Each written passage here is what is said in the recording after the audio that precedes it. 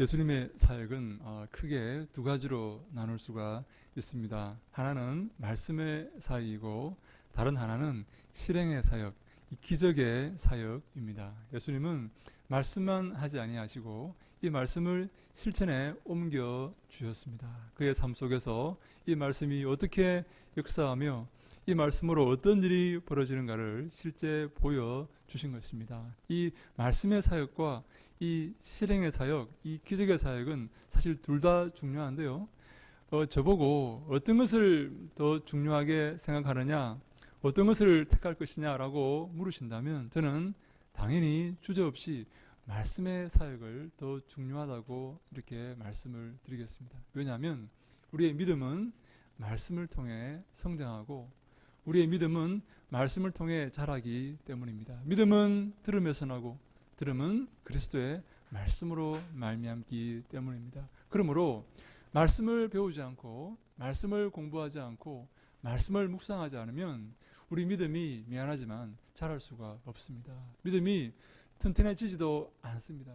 견고해지지도 않습니다. 쉽게 그 믿음이 무너지고 쉽게 약해지고 쉽게 넘어지게 되는 것입니다. 그래서 저는 우리 동탄 예수교회 모든 성도님들이 말씀에 견고한 그런 성도님들이 다 되시기를 바랍니다. 여러분, 사랑하는 여러분, 그래서 여러분 이 말씀의 시간, 제가 길게 설교하지 않지만 이 말씀의 시간 여러분 죄송하지만 잘 들으셔야 됩니다. 이 말씀을 들으셔야지 여러분들의 믿음이 자라게 되고 견고하게 되고 성장하게 되는 것입니다. 근데요, 또한 그 파트인 이 기적의 사역, 이 병고침의 사역, 이적의 사역도 우리가 간과할 수가 없습니다. 왜냐하면 이 말씀이 어떻게 실생활에 역사하는지를 예수님께서 실제 몸소 이렇게 보여주셨기 때문입니다. 근데 사실 우리가 이 땅을 살아가면서 말씀을 많이 듣고 말씀을 많이 읽지만 이 기적에 대해서는 잘 이렇게 알지 못하는 경우가 많이 있습니다. 여러분, 예수님께서 행하신 기적을 여러분 아십니까? 몇 개를 여러분 아십니까? 어떤 기적을 예수님께서 행하셨습니까? 머리 한번 떠올려 보십시오. 몇 개 없습니다. 예수님께서 그렇게 많은 기적을 행하셨지만 우리가 사실 기적에 큰 관심을 갖지 않고 있는 것이죠. 왜냐하면 기적을 믿고 어떤 이 일상에서 일어나지 않는 어떤 사실을 믿기에는 너무나 황당무계한 그런 느낌이 들지 않습니까?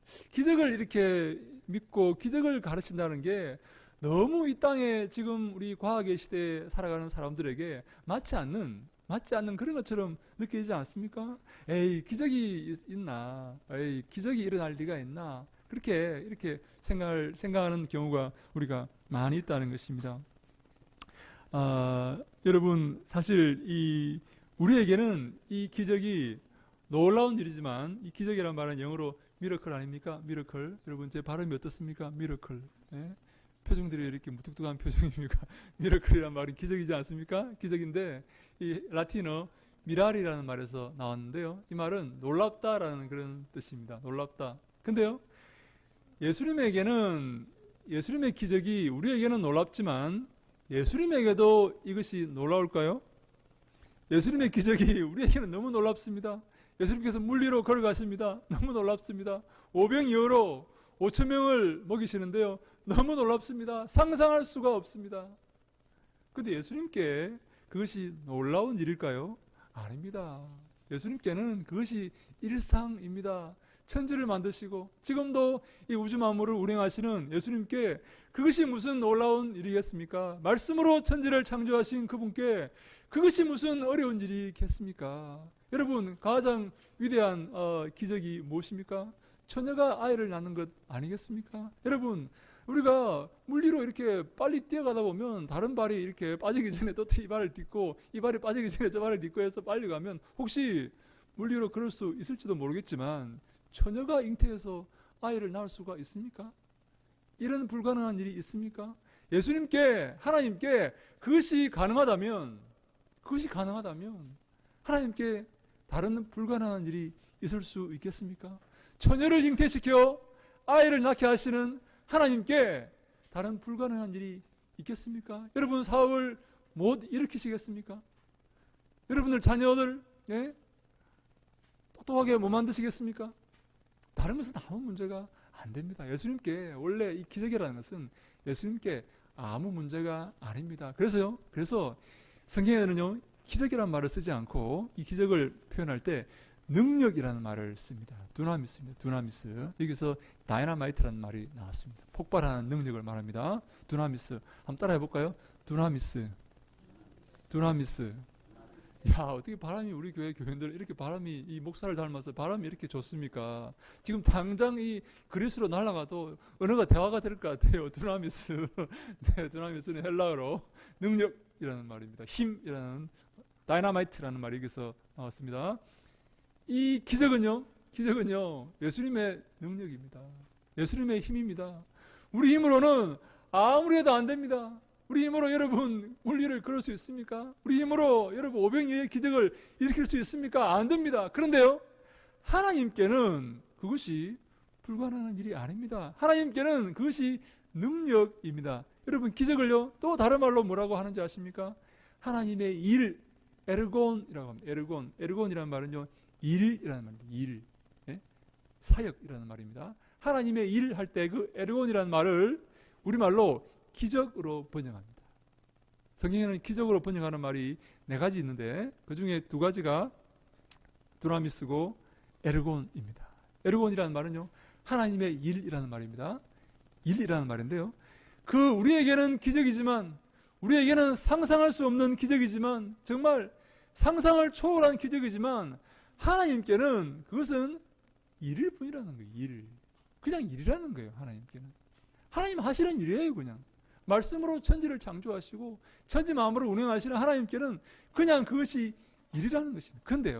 근데 우리가 여러분 우리에게 이런 기적이 하나님의 일, 하나님의 능력이 필요하지 않습니까?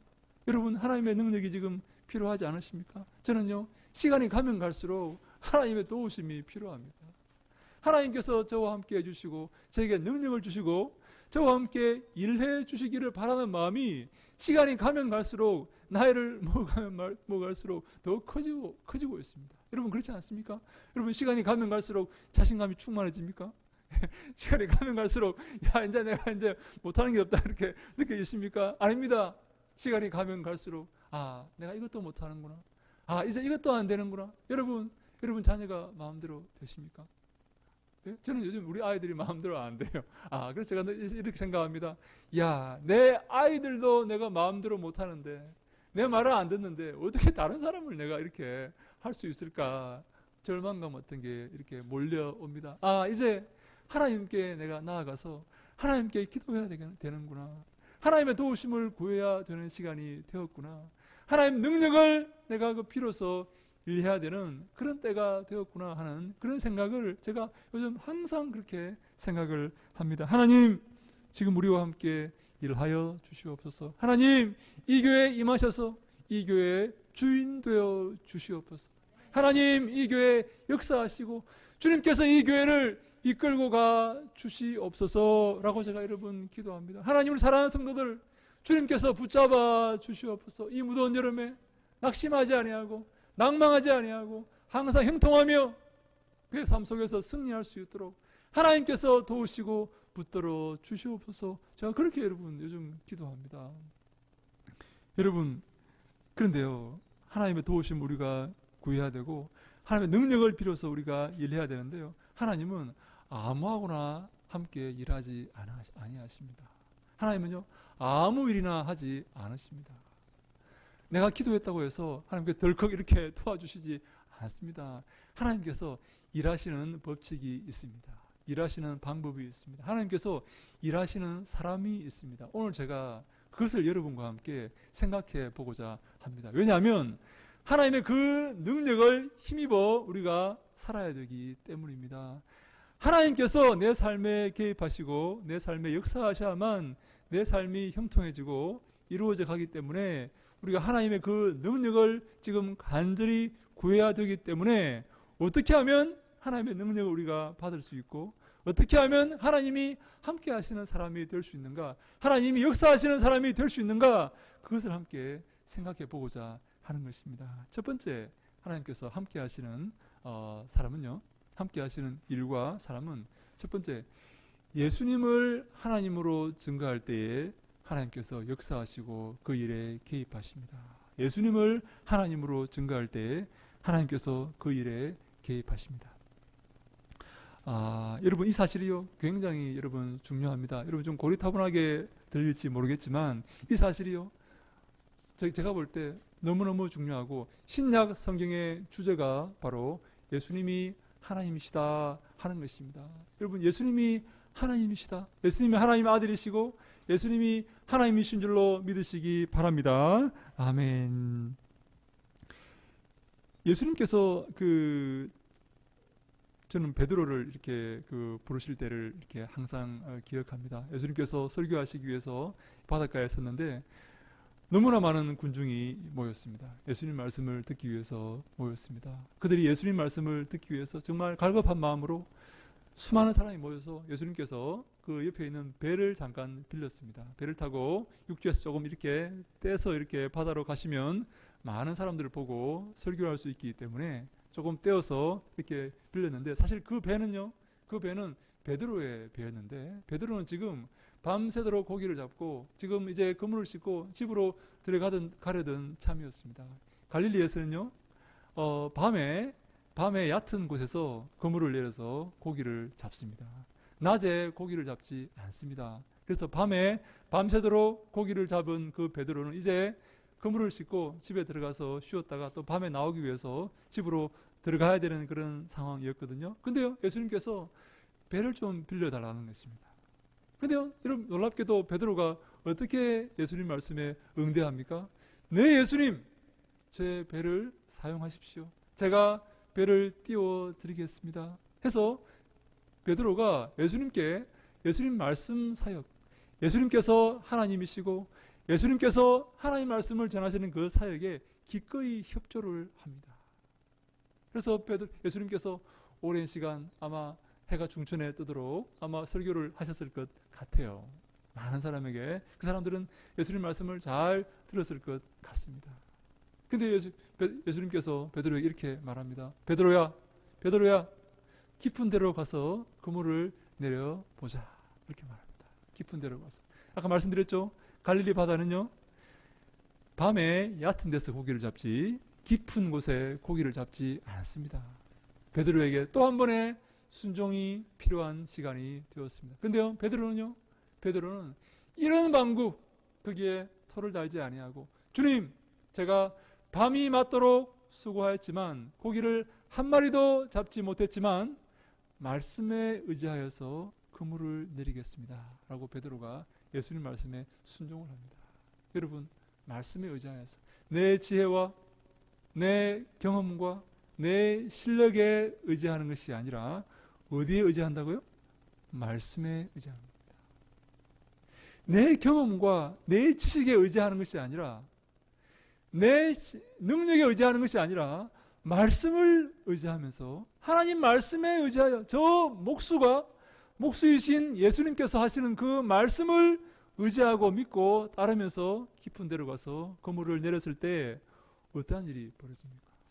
그물이 찢어질 만큼 놀라운 역사가 벌어지는 것입니다. 사랑하는 여러분, 말씀을 의지하셔야 됩니다. 하나님 말씀에 순종하셔야 됩니다. 그래야지 여러분 기적이 일어납니다. 예수님의 사역을 돕고 예수님이 하나님심을 증거하는 그 사역을 돕고 예수님 말씀에 순종할 때에 우리의 삶에 기적이 일어난다 하고 성경이 우리에게 말하고 있는 것입니다. 두 번째 기적의 목적은 뭔가 하면 예수님께 사람을 인도할 때에 기적이 일어납니다. 예수님께 사람을 인도할 때에 기적이 일어납니다. 여러분, 오늘 우리가 읽었던 본문의 말씀을 한번 읽어볼까요? 본문의 말씀, 예수님께서 제자를 파송합니다. 그들을 이제 당신의 사역을 감당케 하기 위해서 파송할 때에 그들에게 이런 말씀을, 마가복음에서 이런 말씀을 주십니다. 오늘 본문 말씀 같이 한번 읽습니다. 시작. 믿는 자들에게는 이런 표적이 따르리니 곧 그들이 내 이름으로 귀신을 쫓아내며 새 방언을 말하며 뱀을 집어 올리며 무슨 독을 마실지라도 해를 받지 아니하며 병든 사람에게 손을 얹은 적 나으리라. 아멘. 네. 예수님께서 그 제자들을 파송하여서 뭐라고 합니까? 그들을 구원하고 그들에게 복음을 전하라고 말씀하지 않습니까? 근데요, 그 복음을 전하고 말씀을 전하고 그들을 예수님께로 인도하는 그 제자들에게 이런 표적이 따를 것이다 라고 예수님께서 말합니다. 어떻게 할 때요? 말씀을 전할 때에. 어떻게 할 때요? 그들을 구원하기 위해서 나아갈 때에 그들에게 표적이, 이런 표적이 따르는 것입니다. 병을 고치는 표적이 따르고요, 귀신을 쫓아내는 표적이 따릅니다. 어떤 독을 마실지라도 해를 입지 않는 그런 표적이 그들에게 따른다라고 예수님께서 말씀을 하시는 것입니다. 사랑하는 여러분, 사람과 하나님을 갈라놓는, 사람과 하나님을 갈라놓는 사역을, 그런 사람이 되지 마시고 사람과 하나님을 이어주는 그런 사역을 하시기 바랍니다. 여러분, 그런 일을 하실 때요, 여러분 삶 속에 기적이 임할 것입니다. 하나님께서 여러분들의 삶을 복 주실 것입니다. 하나님께서 함께 하실 것입니다. 예수님께서 그렇게 하기 위해서 제자들을 파송하셨습니다. 여러분 생각해 보십시오. 내가 어떻게 사람과 하나님을 이어줄 것인가? 내가 어떻게 저 믿지 않는 사람과 하나님을 이어줄 것인가? 화해케 할 것인가? 한번 생각해 보십시오. 그 일에 하나님께서 개입하시고 역사하시고 기적을 베풀어 주실 것입니다. 여러분 인생이 의미 없는 인생이 되어서는 되겠습니까? 여러분, 주님이 여러분을 판단하실 때에 여러분 잘하였도다, 착하고 충성된 종아, 칭찬하셔야지. 이 무더운 여름에 이렇게 수고하고 이렇게 고생하는데 이 약하고 게으른 종아, 하나님께서 그렇게 말씀하시면 어떻게 되겠습니까? 여러분? 어떻게 하시겠어요? 여러분? 정말 여러분, 하늘이 무너지지 않겠습니까? 평생 동안 영원토록 하나님께 책망을 받으시며 사시겠습니까? 이렇게 고생을 하시면서 그렇게 하면 안 됩니다. 우리가 하나님과 이 사람을 이어줘서 하나님이 칭찬하시는 그런 우리가 되어야 될 줄로 믿습니다. 사랑하는 여러분, 예수님께서 이 요한복음 5장에 보면 이런 말씀이 나옵니다. 우리 함께 요한복음 5장 5절로 7절 말씀을 한번 읽어봅니다. 우리 이제 주보 뒤에 나옵니다. 요한복음 5장 5절로 7절입니다. 함께 읽습니다. 시작. 예수께서 그 누운 것을 보시고 병이 벌써 오래된 줄 아시고 이르시되 내가 낫고자 하느냐? 병자가 대답하되 주여, 물이 움직일 때에 나를 못에 넣어주는 사람이 없어 내가 가는 동안에 다른 사람이 먼저 내려가나이다. 예수께서 이르시되 일어나 내 자리를 들고 걸어가라 하시니. 아멘. 예루살렘 성전 바로 밑에 양문이라는 문이 있습니다. 문 이름이요, 예루살렘 성에 문이 많은데요, 문마다 이름이 다 있습니다. 어떤 문은요, 분문도 있습니다. 그 배설물을 밖으로 이렇게 빼내는, 왜냐하면 배설물이 부정하기 때문에 그 배설물을 따로 밖으로 이렇게 실어 나가는 그런 문이 따로 있습니다. 근데요, 양문이라는 문이 있어요. 양문, 양이 통하는 그런 문입니다. 양들이 그렇게 그곳으로 들어갈 때, 성으로 들어갈 때 양만 사용할 수 있는 그 문이 있는데 이름이 양문입니다. 아마 제사를 드리기 위해서 양들을 이렇게 이렇게 이끌고 갈 때 그 문을 사용하는 것 같아요. 근데 양문 옆에 베데스다라는 그런 못이 있습니다. 큰 못입니다. 5행각이 있을 만큼 큰 못이. 근데 베데스다라는 말은 뭔가 하면, 이 베데스다라는 말은 베이트라는 말과 이렇게 헤세드라는 말이 합쳐서 이렇게 만들어진 말입니다. 베이트라는 말은 무슨 말입니까? 집이라는 말입니다. 베들레헴은 무슨 말입니까? 떡집이라는 말입니다. 빵집이라는 말입니다. 안흥찐빵, 경주찐빵, 그런 말 하지 않습니까? 도시 이름이 떡집, 빵집입니다. 도시 이름이 베들레헴. 베데스다는 말은 베이트라는 말과 헤세드라는 말이 결합된 말인데요. 여러분, 헤세드라는 말이 무슨 말입니까? 헤세드라는 말은 사랑이라는 말입니다. 자비라는 말입니다. 그래서 그 연못 이름이 베데스다인데요, 사랑의 집, 이런 말입니다. 자비의 집 이런 말입니다. 연못 이름이 연못이라는 그 연못이 아주 큰 연못인데요. 거기에 사람들이 잔뜩 누워 있어요. 그 옆에 어떤 사람들이 누워 있냐면 병들린 자, 걸어갈 수 없는 자, 눈이 물을 볼 수 없는 자, 팔이 없는 자, 이런 병든 자들이 사람 구실을 못하는 사람들이 거기에 잔뜩 누워 있어요. 왜 거기에 누워 있냐면 그 베데스다라는 그 연못에 전설이 이렇게 내려왔어요. 전설 어떤 전설인가 하면 한 번씩 천사가 내려와가지고 물을 이렇게 이렇게 줬는데요. 이렇게 그때 제일 먼저 들어가면 그 연못에 병이 완쾌되는 그런 전설이 있다는 것이에요. 여러분도 한번 들어가 보실 생각 있습니까? 예?